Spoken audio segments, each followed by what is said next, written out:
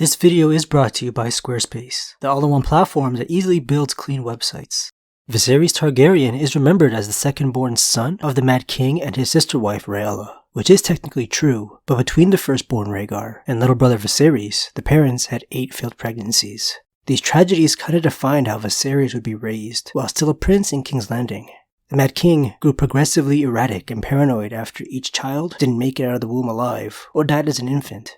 Viserys was overly protected and nurtured as a result. At this point in the story, the royal Targaryen house had dwindled down to only this little family struggling to procreate. You could really sense King Aerys II's desperation when he forced his sister wife to remain locked away in one part of the castle, with 2 septas ordered to share her bed, just in case it was another man causing the stillbirths.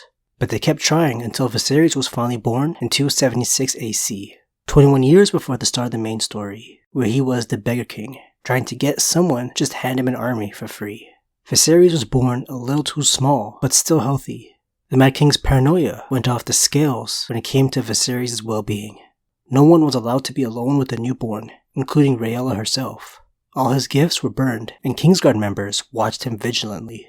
Like his mother, Viserys didn't leave the Red Keep.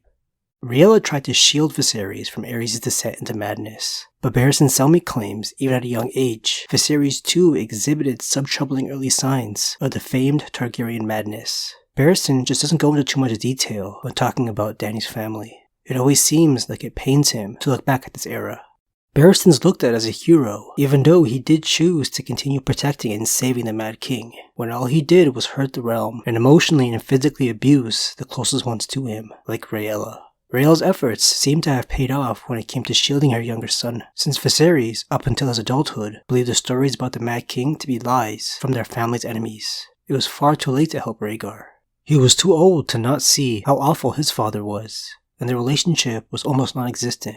The Mad King would eventually push the lords under him past their limits with the cruel executions of the Northern Lords, including Ned's older brother and father. The Mad King wanted the heads of Ned and his foster brother Robert Baratheon sent to him to make sure revenge wasn't possible, and that's when the rebellion against Targaryen started. Rhaegar had a hand in dividing the realm, with him disappearing with Lyanna Stark, and Robert made sure to personally take him out when the opportunity came. So Viserys now became next in line to rule, with his older brother and their dad dead. In the midst of Robert's rebellion, the Mad King managed to find the time to impregnate his queen one last time. It was no longer safe for their Prince Viserys and their pregnant mother to remain in King's Landing. With them losing the war, the sacking of the city was inevitable, so it was best to keep the king and heir in 2 different locations, if one were to end up in enemy hands. Pregnant Rhaella and 7-year-old Viserys were evacuated to the nearby island Dragonstone. The island and castle that have the exact same name had always belonged to the Targaryens. Jaime Lannister was the last Kingsguard left in King's Landing, with the war raging on, and the Mad King wanted to keep him close. So Rhaella and Viserys were escorted by the Master-at-Arms of the Red Keep, Sir Willem Darry. Master-at-Arms is the title for someone who trains the nobles of a house. It was smart to send them away, because it wouldn't be long before the rebels defeated the Targaryens and Robert would take the Iron Throne for himself. The Mad King and Rhaegar's children were killed, so Rhaella decided to crown Viserys as King of the 7 Kingdoms, even though he wouldn't rule over anything. They spent months on Dragonstone, long after the rebellion was over, and then one day, while a horrible storm came crashing onto Dragonstone, Daenerys would be born. Another healthy Targaryen for Rhaella, but she wouldn't survive due to childbirth complications. There was no one left to look after the now 8-year-old Viserys and their newborn Daenerys, so Willem Darry took it upon himself to watch over them. Many who served the Targaryens on Dragonstone wanted to sell the children to Robert, since they couldn't fight off the rest of the 7 Kingdoms. Willem Darry, along with a few men who decided to remain loyal, decided to flee to Braavos, where they would be safe from the new king, smuggling the 2 little Targaryens with him. He managed to make it out of here before Stannis Baratheon could reach them and kill the little dragon spawns for his big brother, the newly crowned king. Let me quickly thank the video's sponsor, Squarespace. Squarespace.com/ycreate is where you need to go if you're looking for a website builder to help launch your business or even just a personal blog or portfolio site. They made a platform where everything is just simple. You can register a domain here, then when you're ready you can check out all their templates. Using pre-designed layouts helps you quickly set up your e-commerce or your contact page. Start your free website trial. Then when you're ready to launch your site, go to squarespace.com/ycreate to save 10% off your first purchase of a website or domain. It seems like Viserys was very attached to his mother, since the only thing that brought him happiness was Rhaella's crown that he took with him to Braavos. When his little sister was old enough to understand him, Viserys always blamed her for the death of their mother. Similar to how Cersei always blamed Tyrion for doing the same, but his cruel streak hadn't started yet, not with old Sir Willem Darry still around. He was still very loyal to the Targaryens, even though it was just him and the little kids around, in their house with the red door that Dany continually looks back on fondly. Willem was hard on the servants, but kind to Dany. Having servants in Braavos likely meant he was able to make off with some of the Targaryens' wealth. The kids were well taken care of. Over the years in exile, the only noticeable thing to happen was a secret meeting between Willem and Oberyn Martell. For some unknown reason, Oberyn has no mentioned part in Robert's rebellion, even though his sister, the wife to Rhaegar, was held captive by the Mad King in King's Landing.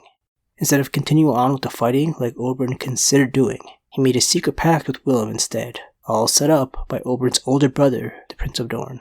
The pact was to have Viserys marry Prince Doran Martell's daughter when she would be of age, and the Dornish would support King Viserys' claim to the Iron Throne, taking it back from the Baratheons and Lannisters. Viserys died not even knowing of this pact. As per Targaryen tradition, the little incest babies assumed they would have continued a legacy by marrying each other later in life.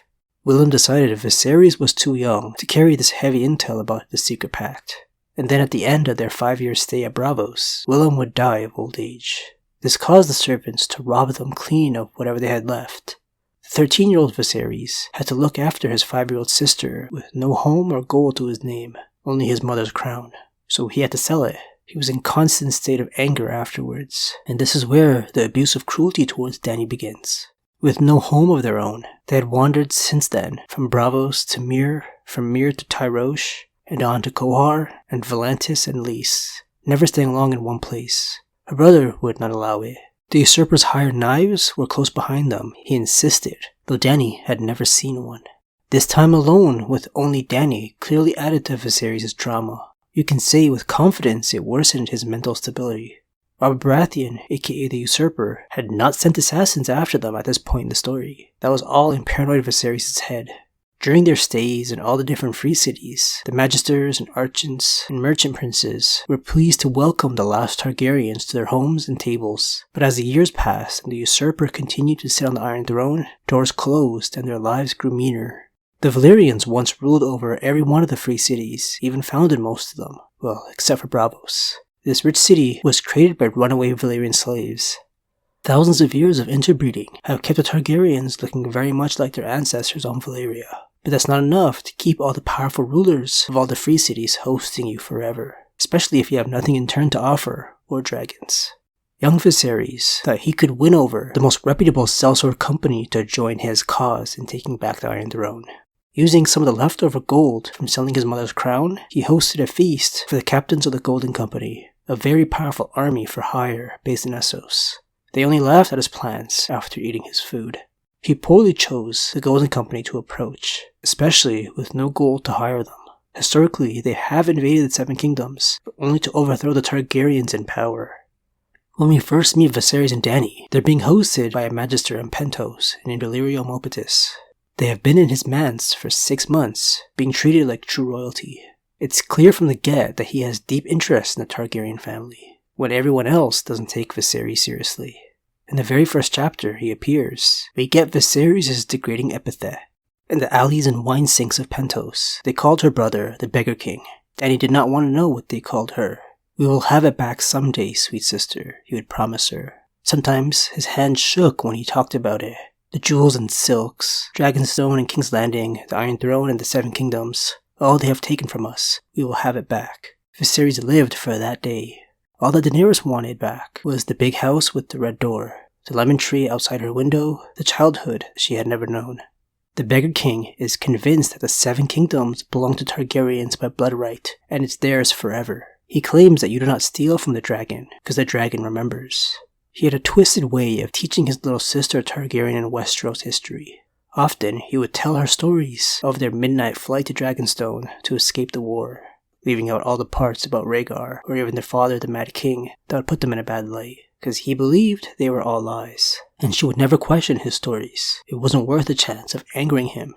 You don't want to wake the dragon, do you? No. His anger was a terrible thing when aroused. Viserys called it waking the dragon. But y'all remember how much of a dragon he lived up to be. Viserys truly was what his nickname, the Beggar King, describes, delusional, taking after his crazy father. His mother may have crowned him, but she did not have that power to put on him with her cousin Robert around. The once naive Daenerys starts to see that, even with an army that could take back the Iron Throne, Viserys doesn't have what it takes to lead them and would fail.